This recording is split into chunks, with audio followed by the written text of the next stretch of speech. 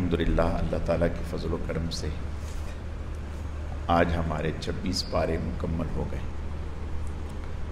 ہمارا 12واں پارہ چل رہا ہے، شروع ہوگا.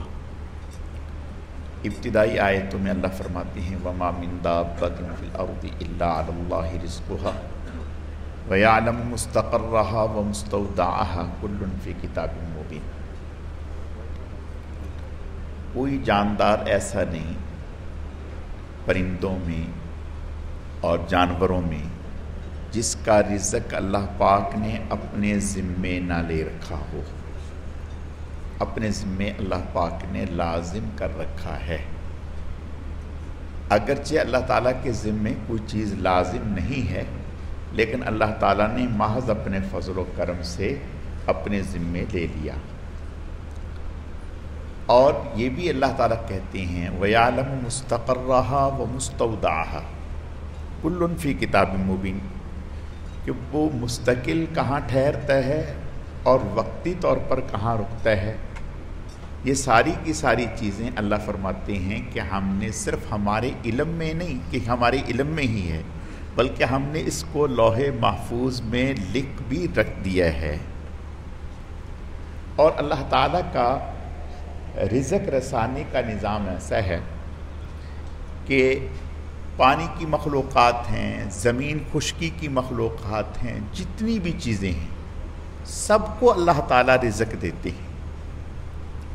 اور یہ نظام اللہ نے اپنے ہاتھ میں رکھا، کسی انسان کے حوالے نہیں کیا. اور اگر انسان کے حوالے ہوتا تو یہ نظام شاید ایک دن بھی نہ چل پاتا.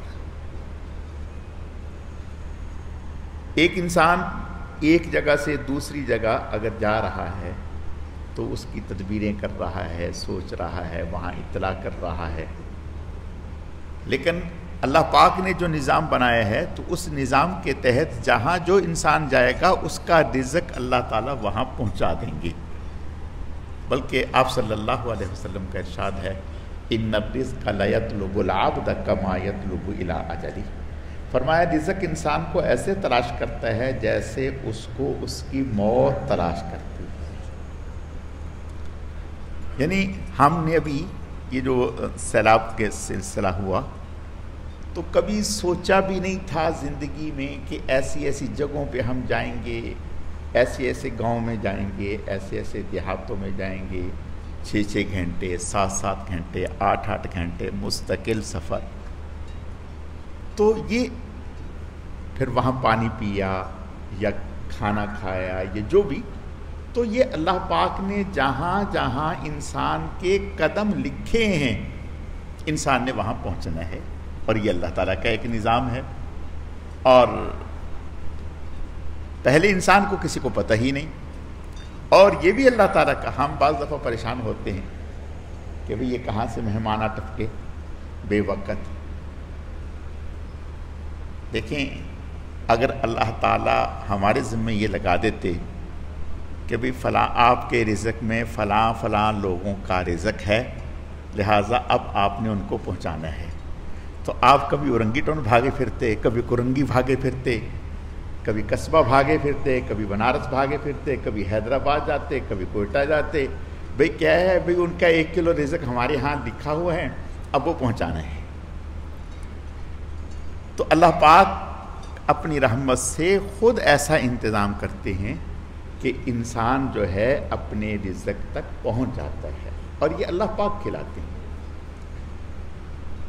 علماء نے لکھا ہے کہ ایک دفعہ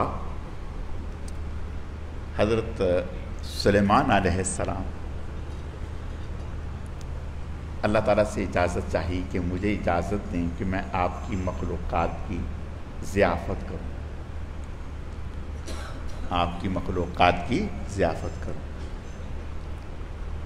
تو پوچھا بھئی آپ کہاں سے ابتدا کریں گے، خشکی سے یا پانی سے؟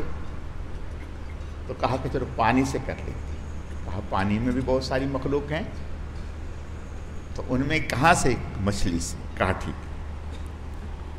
تو حضرت نے وہاں ساحل پر جنات کو اور ساری جو متحدی میں تھے سب کو حکم دے دیا.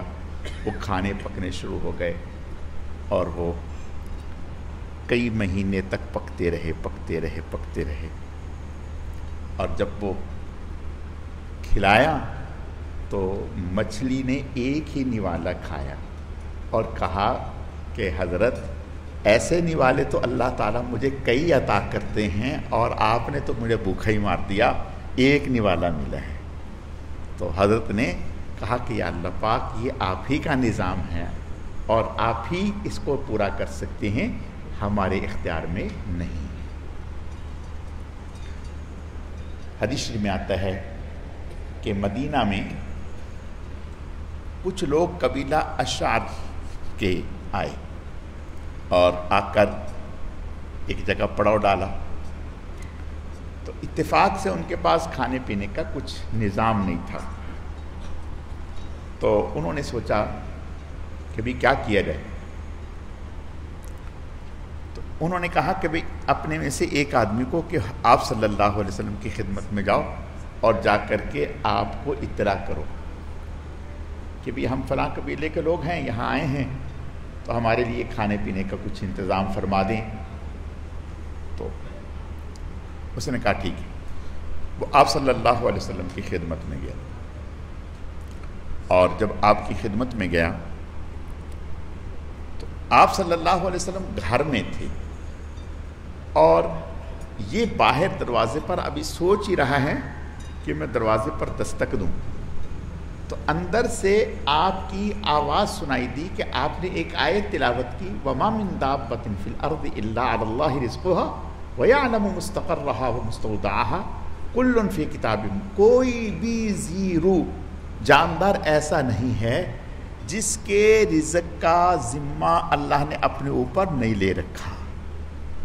یہ آیت آپ نے تلاوت کی تو اس کے دل میں یہ بات اللہ تعالیٰ کی طرف سے آئی کہ جب اللہ یہ کہہ رہے ہیں اور حضور یہ فرما رہے ہیں، تلاوت کر رہے ہیں، تو پھر حضور سے کیوں مانگو جب اللہ نے ذمہ لے لیا۔ تو یہ واپس آ گیا، آپ کی خدمت میں کچھ پیش نہیں کیا۔ تو ساتھیوں نے پوچھا سناؤ بھائی، کہا جی ماشاءاللہ خوش ہو جائیں، انتظام ہو گیا، انتظام ہو گیا۔ وہ بیچارے بڑے خوش ہوئے کہ بھی آپ صلی اللہ علیہ وسلم نے انتظام کر دیا، اور یہ گئے تھے۔ تھوڑی دیر گزری تو ایک صاحب آئے، تو ان کے ہاتھ میں ایک بڑا سارا برتن جس میں گوشت تھا اور اس کے ساتھ روٹیاں تھیں، تو انہوں نے ان کو لا کر کے چپ چاپ دے دیا۔ اچھا، ان کے ذہن میں یہ تھا کہ ہمارا ساتھی گیا ہے تو آپ نے ہی انتظام کر کے بھیجا ہے، تو یہ انہوں نے کھایا اور بڑے مزے سے کھایا اور بڑے خوش ہوئے، بچ گیا۔ تو سوچا کہ جب بچ گیا تو آپ علیہ السلام کی خدمت میں اس کھانے کو واپس کر دیا جائے کہ یا رسول اللہ یہ بچ گیا، اور آپ کا شکریہ بھی ادا کر دیا جائے۔ جب آپ صلی اللہ علیہ وسلم کی خدمت میں یہ بچا ہوا کھانا لے کر کے گئے اور آپ کی خدمت میں کہا، شکریہ بھی ادا کیا، یا رسول اللہ بہت ہم آپ کے مشکور ہیں کہ آپ کی طرف سے کھانا آیا، بہت اچھا تھا۔ آپ نے فرمایا بھی کون سا کھانا، کیسا کھانا؟ کہا یا رسول اللہ ہم نے تو ایک آدمی آپ کے پاس بھیجا تھا۔ فرمایا میرے پاس تو کوئی آدمی نہیں آیا۔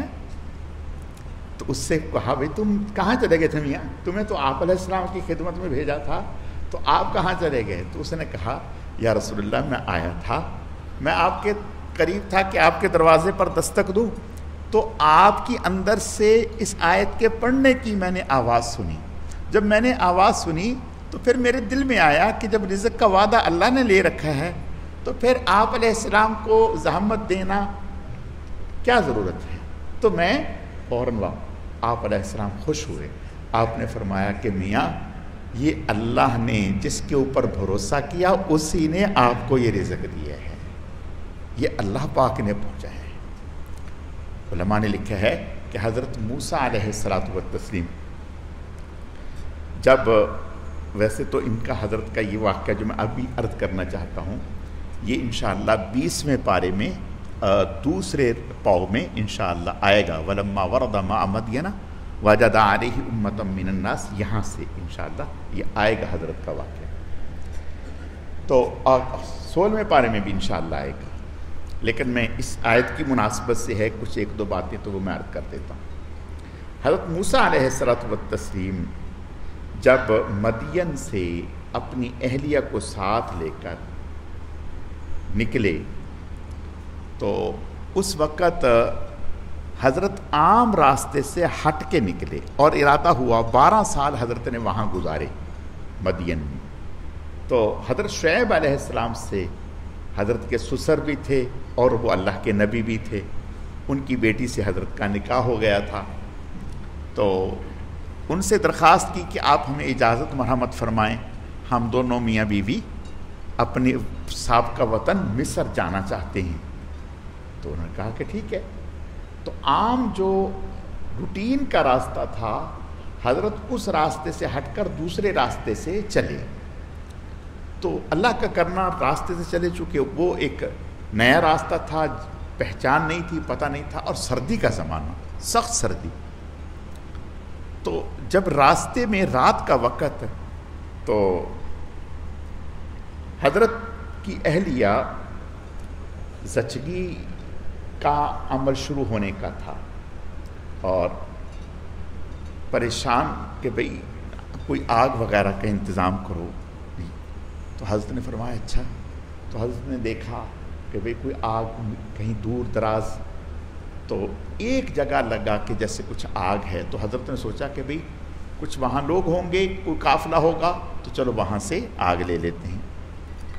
تو حضرت جب وہاں گئے تو وہاں دیکھ کے حیران، اور وہ ایک نئی جگہ ہے، وہ ایک نئی جگہ ہے۔ حضرت دیکھ کے حیران کہ ایک درخت ہے اور اس درخت کے اوپر آگ جل رہی ہے، اور کمال یہ ہے کہ وہ آگ اس درخت کو جلا نہیں رہی، بلکہ اس آگ سے جو آگ لگ رہی ہے، جو آگ لگ رہی ہے، بظاہر آگ لگ رہی ہے، اور وہ آگ اس درخت کے روشنی میں اور اس کی خوبصورتی میں اور اضافہ کر رہی ہے۔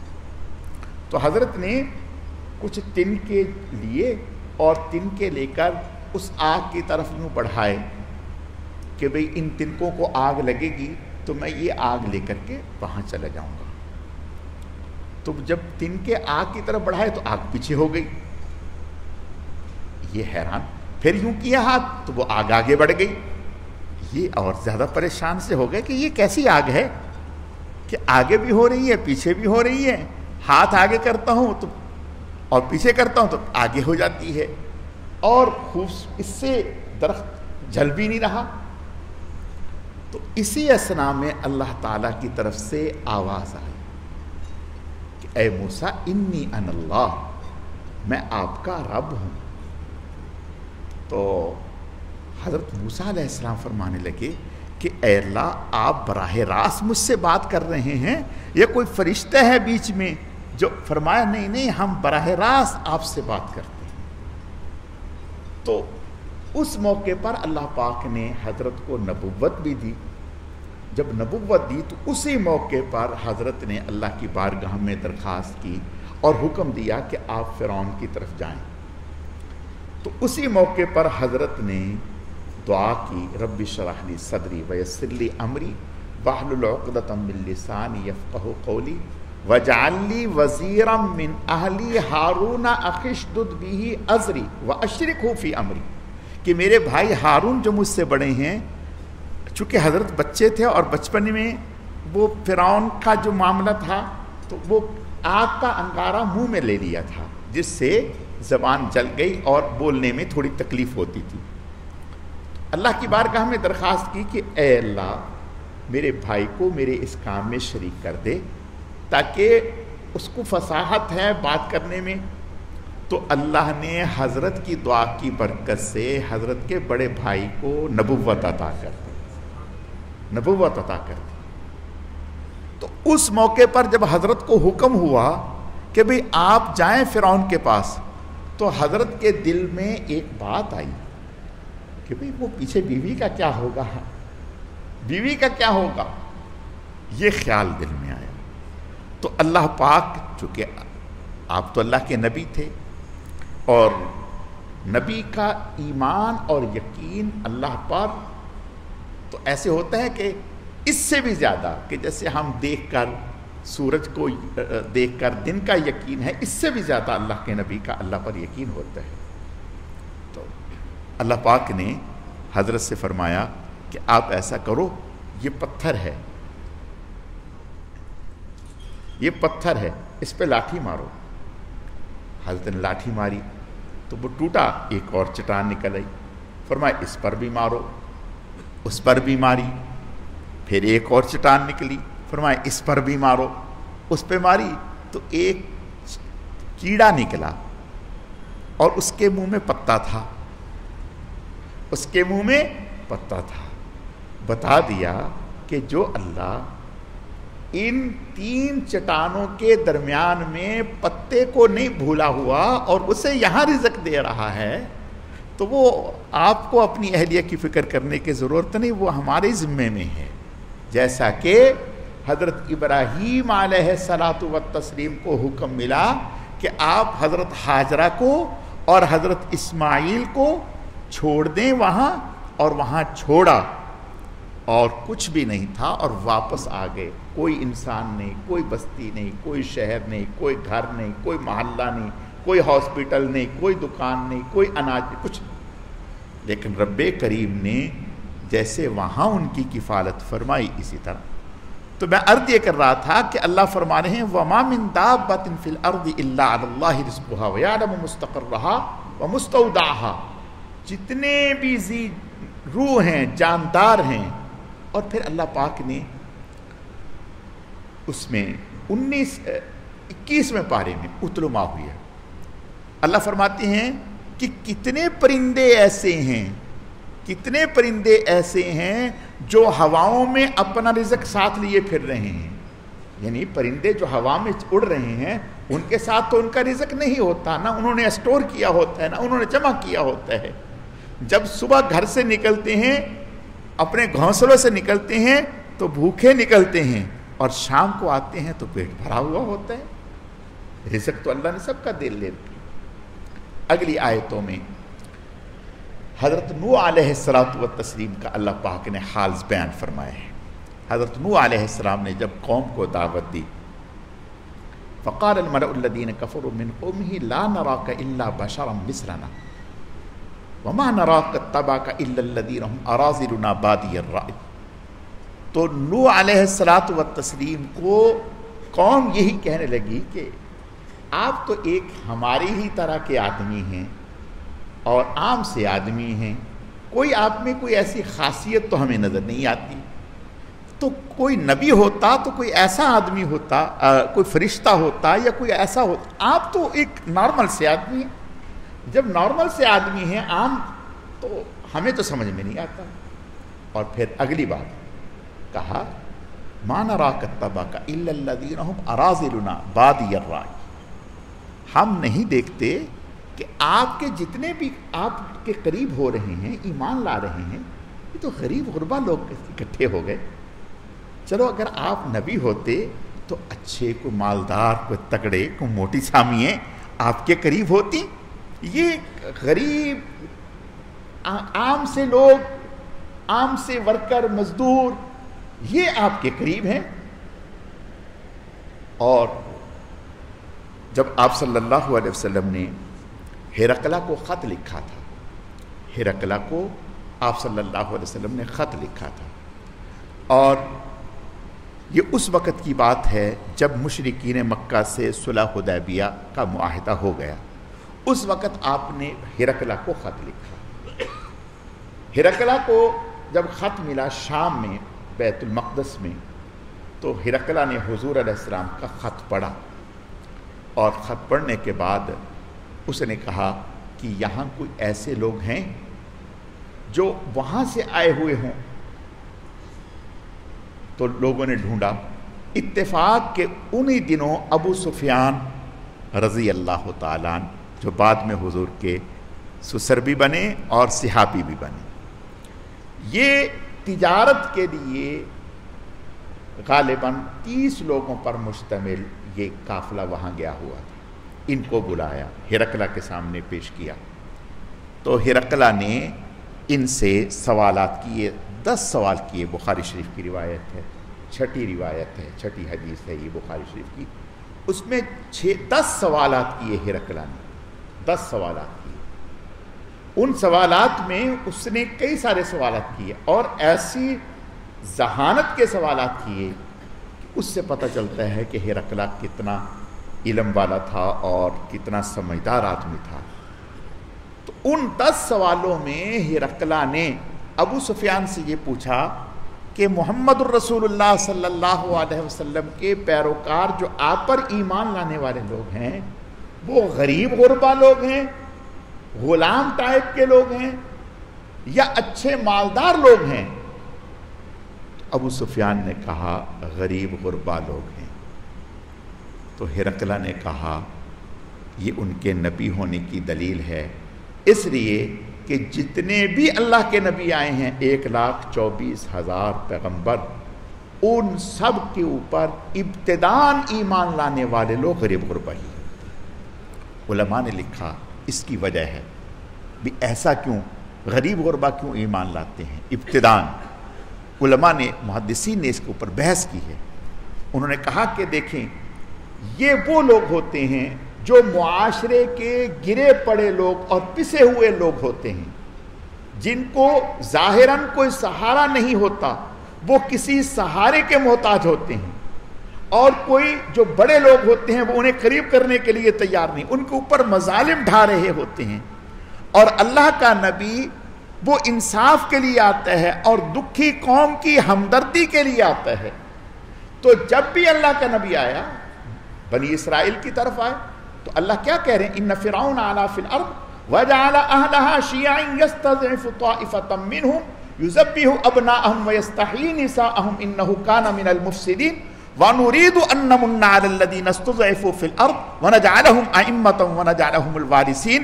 कि जब फिरौन ने बनी इसराइल के ऊपर जुल्म कर करके उन्हें दीवार के साथ लगा दिया, और इतना जुल्म कि उनकी बच्चों को ज़िबा कर रहा है और बच्चियों को जिंदा रख रहा है, तो अल्लाह ने चाह लिया, वनुरीदु अन्नमुन्ना, हमने चाह लिया, इरादा कर लिया कि अब हम एहसान करें इन लोगों पर।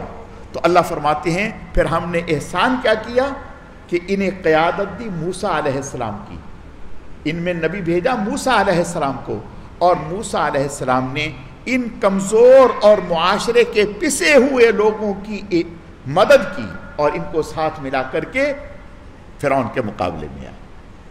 तो मैं अर्ज़ ये कर रहा था कि नूह अलैहिस्सलातु व तस्लीम की कौम हजरत से कहने लगे कि हम तो मा नराक तबका इल्लल्लज़ीना हुम अराज़िलुना बादियर राय, हम तो ये देख रहे हैं कि आपके इर्द गिर्द जो लोग बैठे हैं वो आम से लोग हैं, गरीब गुरबा लोग हैं।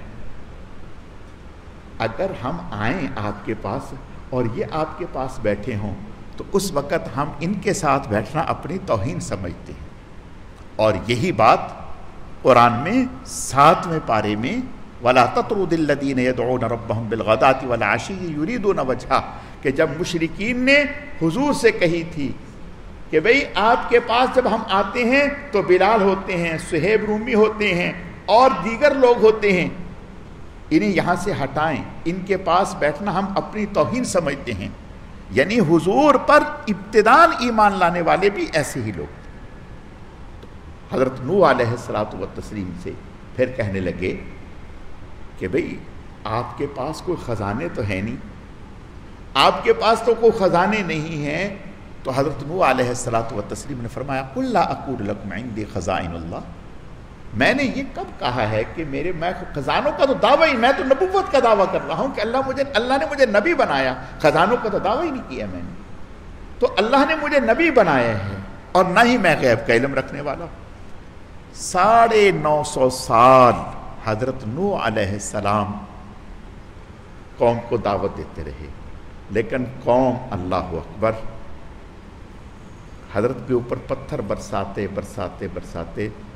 उलमा ने लिखा है कि बाज़ दफ़ा ऐसी कैफियत होती कि हज़रत पत्थरों में दब जाते, हज़रत जिब्राईल अलैहिस्सलाम तशरीफ़ लाते और वो पत्थर हटाते, फिर आप बाहर निकलते।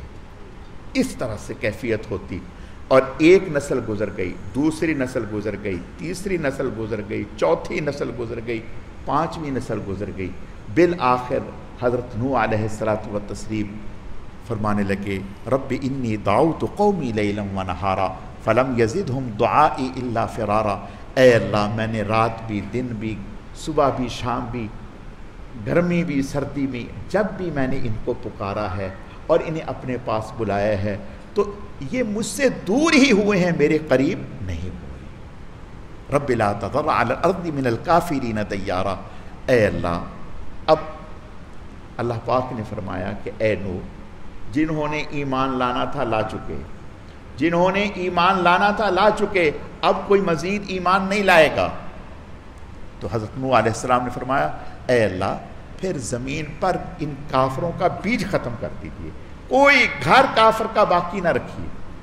اللہ کی طرف سے حکم ملا وَأُوحِيَ إِلَىٰ نُوحٍ أَنَّهُ لَن يُؤْمِنَ مِن قَوْمِكَ إِلَّا مَن قَدْ آمَنَ فَلَا تَبْتَئِسْ بِمَا كَانَ وَاصْنَعِ الْفُلْكَ بِأَعْيُنِنَا، کہ اے نوح آپ ایک کام کرو، کشتی تیار کرو اور ہماری نگرانی میں، بِأَعْيُنِنَا ہماری نگرانی میں، ہماری سامنے اور ہماری وحی کی روشنی میں۔ حضرت نے کشتی تیار کرنی شروع کر دی، 300 گز لمبی، 50 گز چوڑی، 30 گز اونچی، 3 منزلہ جہاز بنا لیا۔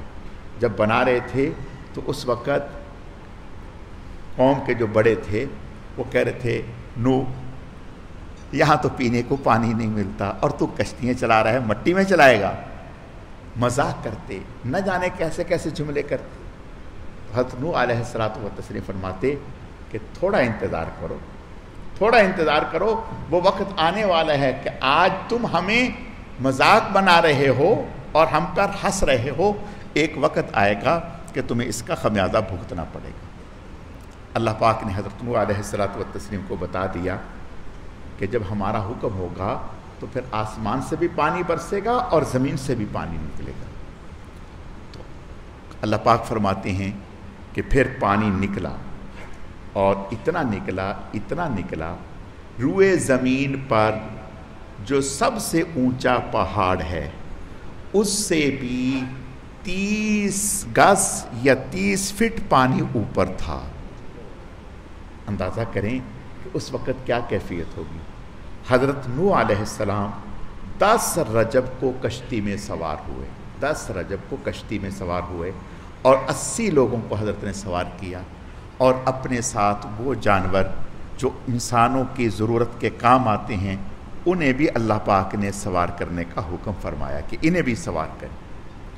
6 مہینے حضرت کی کشتی چلتی رہی، اور علماء نے لکھا کہ حضرت کی کشتی چلتے جب بیت اللہ شریف والی جگہ پر آئی تو حضرت نے کشتی پر ہی بیت اللہ کا طواف کیا، اور اللہ پاک نے بیت اللہ کو اونچا کر دیا تاکہ طوفان سے بیت اللہ کے پر کوئی حرف نہ آئے۔